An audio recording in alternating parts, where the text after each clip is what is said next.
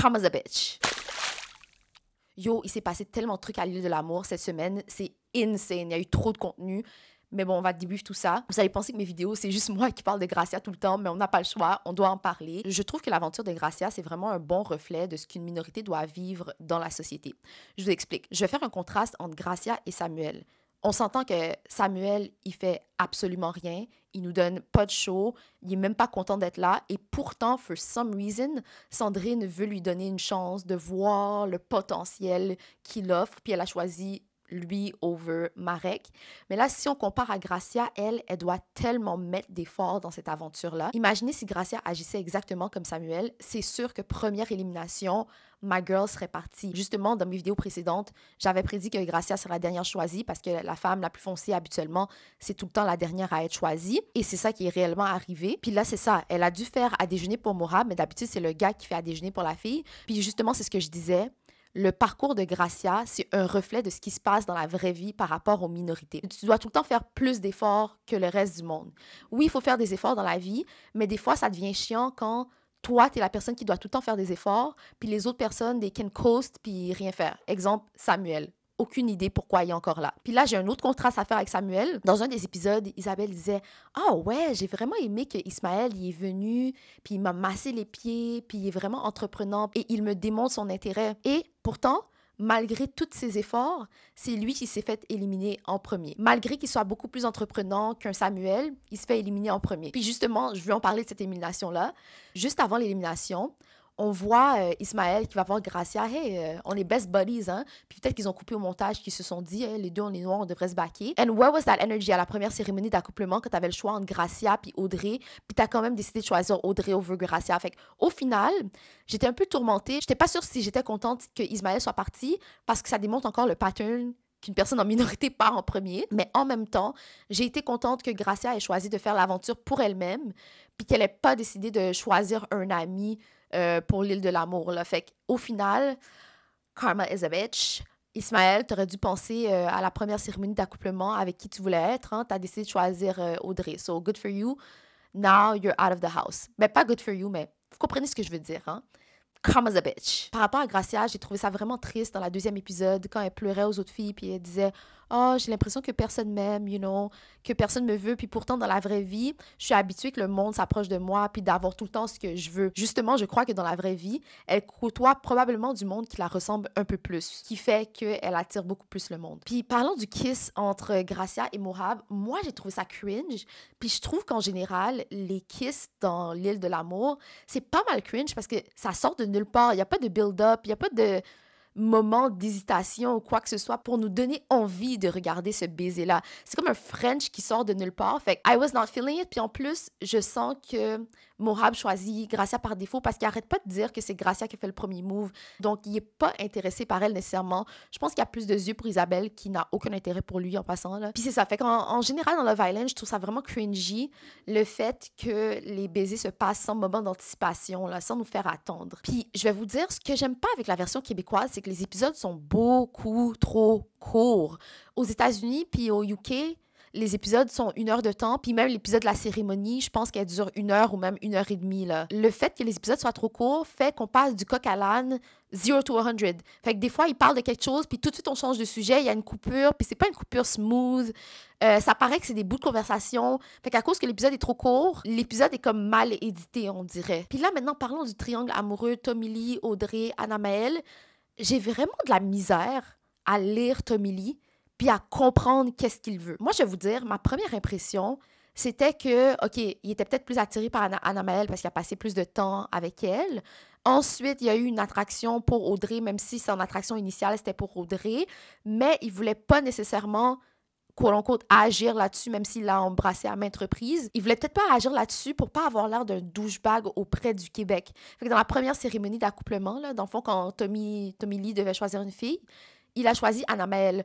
Moi, je pense justement que c'était pour pas avoir l'air d'un douchebag. Mais en même temps, je me pose la question s'il est vraiment intéressé par Audrey. Parce qu'il arrête pas de trouver des excuses pour pas vraiment se mettre en couple avec elle. Par exemple, à un moment donné, je me souviens plus à qui il parlait. Peut-être que c'était au confessionnal à qui il parlait. Il disait qu'à cause que Ben a un crush sur Audrey, il va pas aller à Audrey parce qu'il veut pas trahir son ami. Mais bro, tu connais ce gars-là depuis 2 jours, puis c'est un show de dating. Tu vas pas t'empêcher ton aventure à cause de t'es ton ami, quote-unquote. Fait qu'est-ce que c'est une excuse pour ne pas aller vers Audrey? Puis en plus, Audrey, elle n'appartient pas à Ben, là. Audrey, elle peut faire ce qu'elle veut. C'est pour ça que j'étais confuse de pourquoi Tommy Lee veut pas aller vers Audrey à cause de Ben. Something ain't mathin'. Mais le fait est qu'à chaque fois que Audrey l'approche, il l'embrasse quand même, puis il trouve tout le temps des excuses pour dire « Ah ouais, mais tu sais, c'est elle qui m'a approché. » Puis en passant, Audrey est tellement delusional. « Ah, mais je pourrais vraiment me voir tomber en amour avec le gars.